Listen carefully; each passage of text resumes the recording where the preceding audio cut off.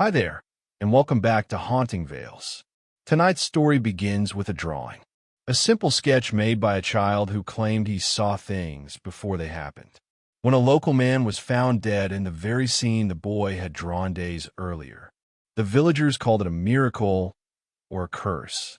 But Hercule Poirot knew better, for in every stroke of that pencil hid a secret darker than prophecy itself. Was the child gifted or guided? And who, in the quiet corners of that small village, truly knew what was coming? Stay with us until the end.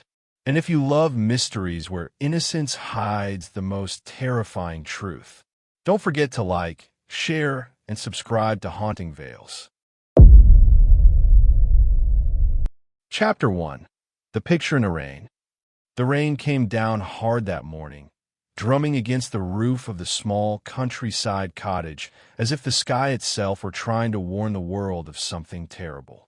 Hercule Poirot sat near the window, his hands folded neatly on his lap, watching the gray sky twist and shudder above the fields. It had been 3 days since he arrived in the quiet village of Ashcombe. He had come here for peace, or so he told himself. But peace, as always, had other plans. Outside, a lone figure ran through the mist, clutching a bundle under one arm. Poirot watched as the figure stumbled, fell, and then rose again, running toward the gate. A few seconds later, a woman burst through the door, soaked to the bone and trembling. Her face was pale, her eyes red from crying. "Please," she whispered. Are you Mr. Poirot?" "I am," he said calmly. "Come in, madam. You are drenched." She stepped inside, clutching the bundle tighter. It was a stack of drawings, held together by a blue ribbon now damp with rainwater. "My name is Mrs. Lydia Gray," she said, gasping for breath. "It's about my son. He draws things that happen." Poirot tilted his head slightly. "Things that happen. Yes, things that come true." She spread the drawings across the table. Each picture was simple, almost childlike, made with crayons and uneven lines. But there was something chilling in their meaning. In one, a house was burning. In another, a car lay wrecked beside a tree. A third showed a figure lying motionless in the grass. "I thought it was just imagination," Lydia whispered. "Until yesterday." Poirot leaned forward. "Go on." He drew a man falling into the river. A stranger. "I didn't think much of it. But this morning, they found a man drowned in the river, just like the picture." The sound of rain grew heavier. Poirot studied the drawings again. The details were oddly precise. The riverbank, the old bridge, the man's dark coat. "And your son?" Poirot asked quietly. "He's only 8, she said, "and now he's terrified. He says there's one more drawing. He won't show it to me. He says it's about you." Poirot sat back, the air suddenly colder. "About me?" She nodded, tears trembling on her lashes. "He said he saw you standing in front of a door, and behind it, someone was waiting." For a long time, Poirot said nothing. The clock on the wall ticked louder than the rain. At last, he rose. "Where's your son now?" "At home," she said. "He won't speak to anyone." Poirot reached for his hat and coat. "Then I must meet this child who draws the future." The village of Ashcombe lay in silence beneath the fog. Houses huddled together, smoke curling from their chimneys like whispers. As Poirot and Mrs. Gray walked through the narrow lanes, she spoke softly, almost to herself. "My husband died 2 years ago. It changed the boy. He began to draw more, spending hours alone. I thought it helped him, but now I wish I had stopped him." The cottage stood at the edge of the woods, its windows dim, its garden overgrown. Inside, the air smelled of chalk and paper. The boy, Thomas, sat by the window, a box of crayons beside him. He was small, pale, with wide blue eyes that looked far older than his years. "Thomas," Lydia said gently, "this is Mr. Poirot. He's here to help." The boy didn't look up. His hands trembled slightly as he drew another line across the paper. Poirot moved closer. "May I see what you are drawing?" he asked softly. Thomas hesitated, then turned the paper around. It showed a door, tall, dark, and standing alone in the middle of an empty room. A single hand reached for the handle. The hand wore a ring with a small, square stone. Poirot looked down at his own hand. He wore the same ring. "Why did you draw this?" Poirot asked quietly. Thomas's lips trembled. "Because you're going to open that door. And when you do, you'll see her." "See who, my boy?" "The woman in the white coat," he whispered. "The one who watches from the trees." A gust of wind shook the window, and for a moment Poirot thought he saw a figure beyond the glass, pale and still, half hidden by the rain. But when he looked again, the space was empty. That night, Poirot sat alone in his room at the inn, the drawings spread out across the bed. Each one seemed more disturbing than the last. They weren't just visions of death. They were warnings, as if someone or something were using the boy's hand to send messages. He noticed something else. Each picture had a small mark in the corner, a circle drawn around a black dot. At first glance, it seemed meaningless. But when Poirot arranged the drawings in the order Lydia had described, the circles lined up perfectly, forming the outline of a key. He whispered to himself, a message hidden inside the pictures. Just then, a knock came at the door. Poirot turned. The clock read 11. When he opened the door, no one stood outside. Only an envelope had been placed on the floor. He picked it up, opened it carefully, and read the words written in trembling ink. "The next drawing is ready." Poirot walked through the empty streets, the sound of the river close by. The moon broke through the clouds, lighting the path toward the woods. There, beneath a willow tree, he saw a single sheet of paper pinned to the bark with a nail. It was another drawing. This one showed the same dark door, but now it was open, and on the other side, a shadow, a tall figure with no face. At the bottom of the page, written in a child's uneven letters, were 3 words. "You opened it." Poirot folded the drawing carefully, slipping it into his pocket. He looked once more into the darkness between the trees, where the air seemed to hum with unseen life. He whispered, "Who are you, child? And what door have you already opened?" The wind carried no answer, only the faint echo of water, running cold and endless through the heart of Ashcombe. Chapter 2. The Woman in the White Coat. The morning after the storm, the village of Ashcombe woke beneath a heavy fog. The world outside seemed half drowned, as if the night had washed away its edges. Hercule Poirot stood by his window at the inn, looking out over the narrow street below. Somewhere beyond the mist, a church bell tolled once, slow, uncertain, as though even time hesitated to begin the day.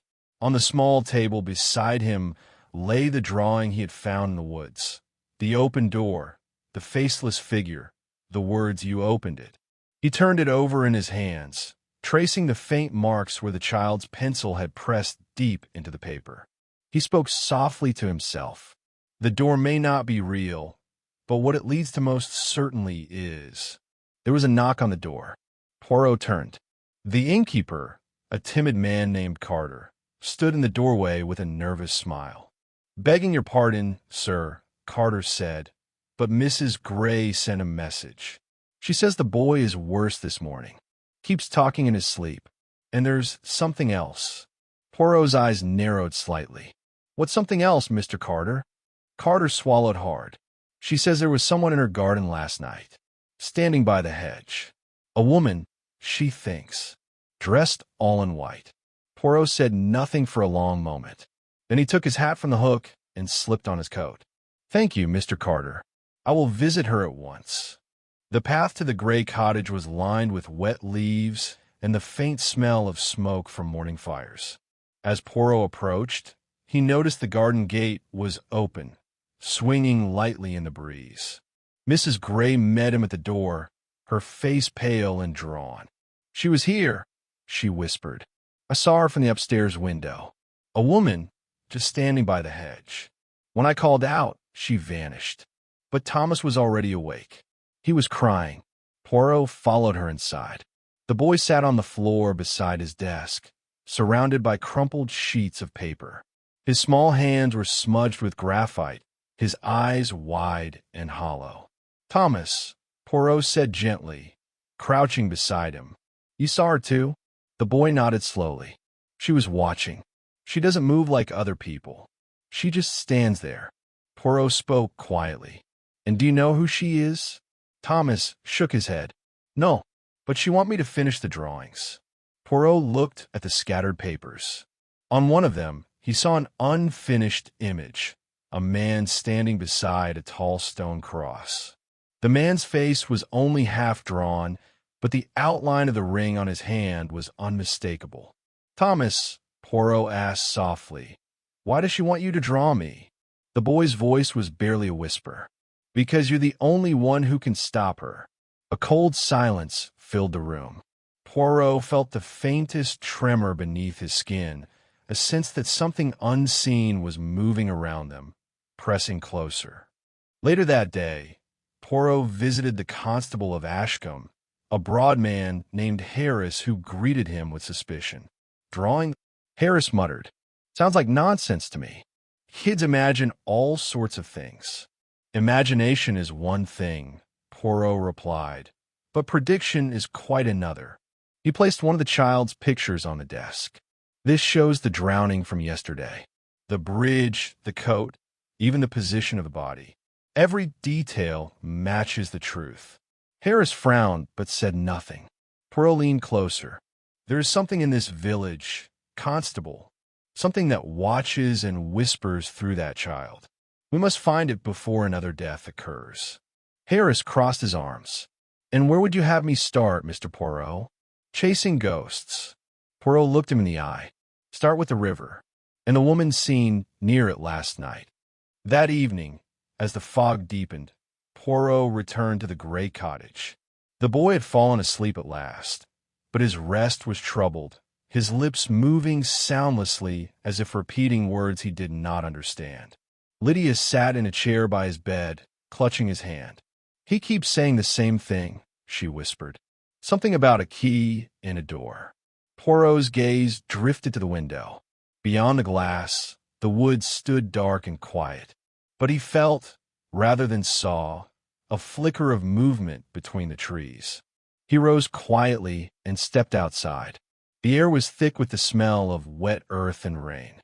Somewhere near the back of the house, a faint glow shimmered, the white of fabric catching the moonlight. He moved closer. There she stood, a woman, motionless among the trees. Her coat, or was it a dress, gleamed faintly. Her face was hidden by the darkness. "Madam," Poirot called softly, "you are trespassing." No answer. He took another step. The figure turned her head slightly, enough for him to see a glimpse of pale skin and dark eyes. Then, without sound, she stepped backward into the shadows and was gone. Poirot searched the ground where she had stood. The grass was flattened, damp with rain, but something else caught his eye, a piece of white cloth torn on a branch. He lifted it carefully. It was cold, smooth, almost waxy to the touch. Not fabric, something more like paper. On it were faint pencil marks, curved and blurred by the rain. When he held it to the lantern's light, he saw it clearly, the start of another drawing. Back inside, Poirot placed the fragment on the table. Thomas stirred in his sleep, murmuring words that made no sense. Then, suddenly, his eyes opened wide. "She was here," he said, voice trembling. "She left that for you." Poirot nodded. "So it seems. But tell me, Thomas, who is she?" The boy's breathing quickened. "She says she's lost. She says she can't find the door anymore." Poirot sat beside him. "What door?" "The one in my pictures." His eyes filled with tears. "She says she used to live there." The next morning, the constable brought grim news. Another death, this time a woman, found near the old chapel by the river. She wore a pale coat, torn and soaked in mud. Poirot arrived at the scene before the body was moved. The chapel was in ruins, its bell long fallen, its stones covered in moss. The woman lay beneath the shadow of the broken wall, her hands folded as if in prayer. Harris cleared his throat. She's been dead for hours. No signs of struggle. No name. No papers. Poirot crouched beside her. The face was peaceful, almost too calm. He noticed something glinting in her pocket, a small silver locket. Inside was a picture of a child, a boy with the same blue eyes as Thomas Gray. Poirot's heart slowed. Good heavens! Harris looked puzzled. You know her? No, Poirot said softly. But the boy does. That evening, Poirot sat with Mrs. Gray in her parlor. The locket lay on the table between them. She stared at it in disbelief. That's impossible, she whispered. That woman, she's been dead for nearly 10 years. Poirot's eyes lifted sharply. You know her. She was my husband's sister. She drowned when Thomas was a baby. He never even met her. The room grew silent. The fire crackled softly, casting moving shadows on the walls. Then how? Poirot asked slowly. Does he draw her face so perfectly? Lydia covered her mouth, shaking her head. He can't know. He's never seen a photo of her. Poirot leaned back in his chair, the truth forming like thunder in his mind. Mrs. Gray, your son is not imagining the future. He is remembering a past that refuses to stay buried. Later, as night settled once more over Ashcombe, Poirot sat by his window at the inn. The fog had lifted, and the moonlight painted the rooftops in pale silver. On the desk before him lay all the drawings, arranged in a circle. He studied them one by one, the fire, the river, the cross, the door. And at the center of it all, a small, empty space. The missing piece. He reached into his coat and took out the torn scrap of paper he had found in the woods. Carefully, he placed it in the middle. The lines matched perfectly. The drawings formed one complete image, the outline of a large building with a single, dark door. Poirot whispered to himself, so, the door is real after all. And somewhere outside, faint but clear, a bell rang once in the distance, the sound carrying through the night like the echo of a child's trembling hand across a page. Chapter 3. The Door That Should Not Open. The next morning broke quiet and colorless. The sun rose weakly over the hills, as if afraid to touch the village. Hercule Poirot sat at his small table, staring at the circle of drawings. The image they created was now complete, a building with a single black door. The lines were rough but unmistakable. He traced his finger along the outline, murmuring to himself, a door, a place, and behind it, a woman who cannot rest. A faint knock broke his thoughts. Constable Harris entered, holding his hat in his hands. Morning, Mr. Poirot. There's something you'll want to see. Down by the old chapel. Poirot rose at once. Another death? Not yet, Harris said grimly. But maybe one waiting to happen. The air near the river was still and heavy. Mist curled low over the ground, wrapping the ruined chapel in a ghostly veil. The stone walls leaned inward, broken and scarred with moss. Harris led Poirot toward the back, where the earth had sunk slightly. We were checking the ground when one of the men's boots went straight through the floor. Turns out there's a passage underneath. Poirot peered down at the hole.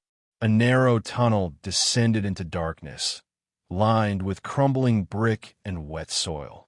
An underground chamber, he murmured, hidden beneath a place of prayer. The constable frowned. I'd say it's been sealed for decades. Poirot's gaze sharpened. And yet, it was meant to be found now. Harris looked uneasy. You think the boy's drawings led us here? I think, Poirot said slowly, they're being led by something or someone who remembers this place too well. He looked toward the trees. For a heartbeat, he thought he saw her again, the woman in the white coat, watching from the edge of the woods. But when he blinked, she was gone. Later that day, Poirot returned to the gray cottage. Thomas was sitting by the fireplace, drawing silently. His small hands moved in steady circles, almost mechanical. Poirot knelt beside him. Thomas, he said softly, do you know this place? He showed the boy the finished drawing, the dark door beneath the old building. The boy didn't look up. "It's under the chapel," he whispered. "She told me." "She?"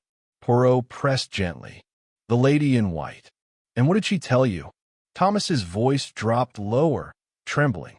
"That she's still there, waiting." Poirot studied him for a moment, then said, "Thomas, did she tell you why she cannot leave?" The boy's hand stopped moving. "Because someone locked the door. Someone who was supposed to love her." Poirot felt a cold weight settle in his chest. He turned to Lydia, who stood behind him, pale and trembling. "Mrs. Gray," he said quietly, "your sister-in-law, the woman who drowned. Do you recall the circumstances of her death?" Lydia hesitated. "It was an accident. That's what everyone said. She was found near the chapel after a storm. My husband never spoke about it again." Poirot nodded slowly. "Then it is time we uncover what was buried, both in the ground and in memory." By dusk, the village gathered near the riverbank. Harris and two workers had pried open the collapsed floor of the chapel. A lantern hung above the hole, its glow flickering on the damp stones below. Poirot stood at the edge, peering down. The air rising from the tunnel was cold, thick with the scent of earth and time. "Bring me a light," he said. "I will go first." Harris shook his head. "It's dangerous down there." Poirot smiled faintly. "My friend, danger is often the shortest road to truth." He descended carefully, boots pressing against the wet ladder. The light trembled as he reached the bottom. The tunnel was narrow, low enough that he had to stoop. Water dripped from the ceiling in steady rhythm, echoing like a heartbeat. He moved forward, the lantern casting yellow light against the walls. Then he saw it, the door. It stood at the end of the passage, made of blackened wood, bound by iron hinges. Tom had scarred it deeply, but it was still strong. A single symbol was carved into its center, a small circle around a dot, the same mark that appeared in all the boys' drawings. Poirot touched the door gently. It was cold, colder than the air around it. He whispered, "What truth have you kept locked away?" The door creaked faintly beneath his hand, as if exhaling after years of silence. When he emerged from the tunnel, the villagers were waiting. Lydia held Thomas close, her arms trembling. "Well," Harris asked, "what's down there?" Poirot looked out at the faces gathered around him. "A door," he said simply. "A door that someone went to great effort to hide." Lydia's voice was barely a whisper. "Can it be opened?" Poirot met her eyes. "It should not be. Not yet. But I believe it will open soon, one way or another." That night, Poirot could not sleep. He sat by his window, the lamp burning low, the drawing spread before him again. He stared at the mark that appeared on every one of them, the circle and dot. It was not just a symbol. It was an eye, watching. He rose and began to pace. Every piece of the puzzle was closing in around one truth: the boy's visions, the woman's death, the hidden chamber. The woman in white was not haunting the child. She was calling him. Poirot whispered to himself, "The child is not seeing the future. He is the bridge between two unfinished stories, hers and his own." Then came a sound that made his heart stop. A knock. 3 times. Slow. Hollow. It came from the door downstairs. Poirot moved carefully, each step echoing in the silence. When he reached the bottom, he saw the envelope on the mat. Just like before. He picked it up. His name was written on it in the same uneven handwriting. Inside was a single drawing. The door again, but this time it stood open. And in the doorway, drawn in perfect detail, was him, Poirot himself, holding the lantern. At the bottom, in a child's uneven letters, were 4 words. "You're already inside." The next morning, Poirot went back to the chapel. The entrance to the tunnel was now empty. The boards that had covered it were torn aside, as though someone had gone down during the night. He called out, "Thomas! Thomas Gray!" No answer. Mrs. Gray arrived minutes later, panic in her voice. "He's gone. His bed was empty when I woke." I searched everywhere. Poirot's heart sank. He has gone to the chapel. They ran together toward the ruins. The ladder lay on the ground, the lantern still burning faintly below. Poirot descended quickly, the echo of his breath filling the tunnel. At the bottom, the black door stood wide open. Inside the chamber, the air was heavy and still. The light flickered across something on the floor, a small box of crayons scattered in the dust, and beside them, the unfinished drawing of a woman's face. Poirot whispered, "Thomas." From the darkness came a voice, soft, distant, not a child's. "He isn't here anymore." Poirot froze. Who was speaking? A shape moved in the shadows beyond the light. The faint outline of a woman stepped forward, her white coat pale as bone. Her eyes shone with something between sadness and peace. "You found the door," she said quietly. "Now you must close it." Poirot's voice was steady. "Where's the boy?" She looked past him toward the entrance. "He opened the way. I only wanted to see him once more. But if I stay, he will never be free." Her voice trembled. "Tell her I am sorry. Tell her I never meant to drown." Poirot stepped forward, but she was already fading, dissolving into the air like mist caught in sunlight. And then she was gone. He climbed back to the surface, his coat covered in dust. Mrs. Gray ran to him, tears streaming. "Where is he? Please tell me." Poirot took her hands gently. "He is alive," he said softly, "but he must rest now. What haunted him is over." They found Thomas a short while later, asleep beside the old willow near the river, his drawings scattered around him. He woke slowly, blinking at the morning light. "The door is closed now," he said. "She's gone." Poirot nodded. "Yes, my boy, she is." That evening, Poirot sat in silence at the inn. The storm clouds had drifted away, and the sky was clear at last. On the table beside him lay the child's final drawing, the one of the closed door. He studied it for a long time. Even closed, the door seemed to breathe. And in the corner, drawn faintly in pencil, were the same words once more. "You opened it." Poirot folded the paper carefully, placed it inside his coat, and looked out toward the dark hills. Some doors, he thought, should never open, but the truth behind them always finds its way out. Chapter 4. The Picture That Knew Too Much. The storm had not stopped since that night.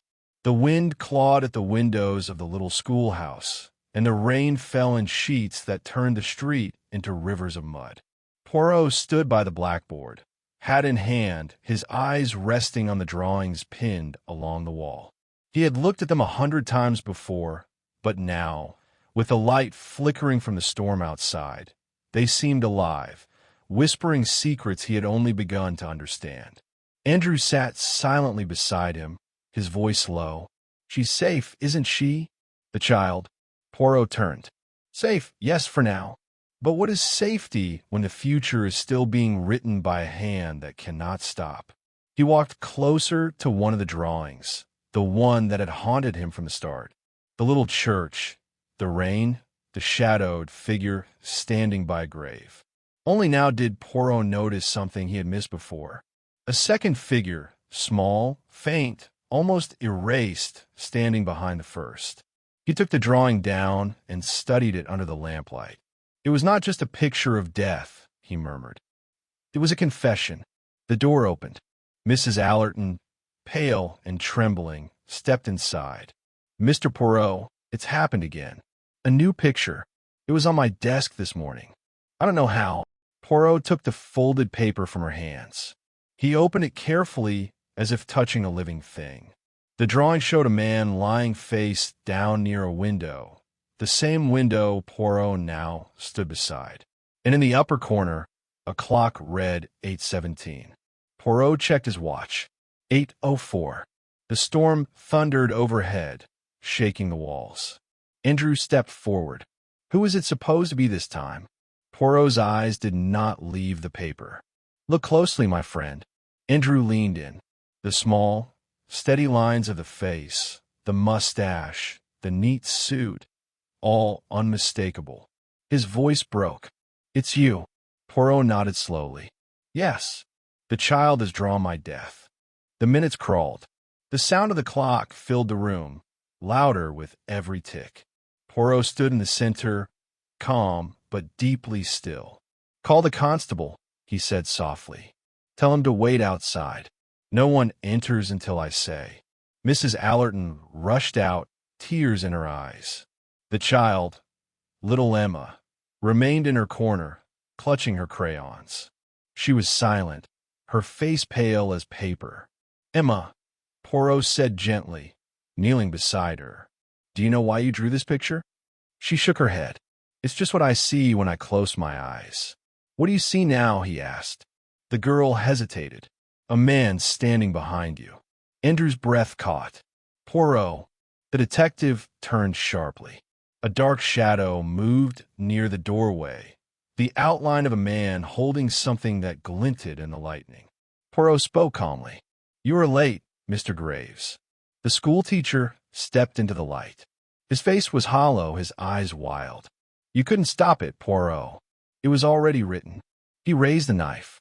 Poirot didn't move. "You believe that, do you? That fate commands your hand." "Gravis is nedith." The child knew. "She drew every one of them. You saw it yourself. She drew the deaths before they happened." "Because you made them happen," Poirot said coldly. "You used her drawings to hide your crimes. You wanted the world to believe they were destiny when they were only your design." "Gravis hesitativ," trembling. "You can't prove that." Poirot stepped forward, voice steady and sharp as glass. "But I can.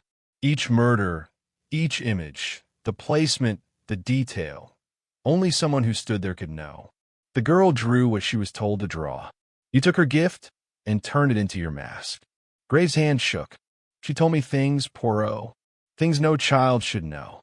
"She saw what you wanted her to see," Poirot said. "Until now." The clock ticked. 8:16. A flash of lightning lit the room. Poirot raised the drawing of his own death. "This picture, it was meant to frighten me, but it also reveals you. Look, the window, the angle of the light. Only someone who had been in this room at night could draw that shadow. That shadow is not mine, Mr. Graves. It is yours." Graves looked down. The truth hit him like thunder. His arm fell, the knife clattering to the floor. Outside, the constable burst in, wrestled him to the ground. Poirot exhaled, eyes closing for a moment. The clock struck 8:17. Hours later, the storm passed. The world was quiet again. Poirot sat with Emma near the window, the gray dawn creeping across the hills. "Is it over?" she whispered. "Yes, little one," he said softly. "It is over. But tell me, will you draw again?" She looked at the blank page before her, the crayons lined neatly beside it. "Only if it's something happy." Poirot smiled. "Then perhaps draw a sunrise." She nodded, beginning to sketch. A soft yellow circle took shape, simple and pure. Andrew watched from the doorway. "You knew he'd come back." Poirot looked up. "The future, my friend, is never written. Not in ink, not in pencil. But sometimes, if you look closely enough, you can see where the hand hesitated." He turned back to the child's new drawing. A bright sun rising over a field of green. For the first time in days, the world felt clean again. Poirot rose, adjusting his hat. "Come, Andrew. Let us leave the child to her future. We have a train to catch, and I, for once, intend to be merely a passenger." He smiled faintly, and together they stepped out into the quiet morning. The drawing fluttered on the desk behind them, the yellow light filling the room. The last picture Emma would ever draw that carried a secret. If you enjoyed this dark and haunting mystery, make sure to subscribe, like, and share this story with others who love classic detective suspense. Join us again for the next case of Hercule Poirot, where every clue hides a whisper and every whisper hides the truth. Until then, trust no shadow and never stop watching the details.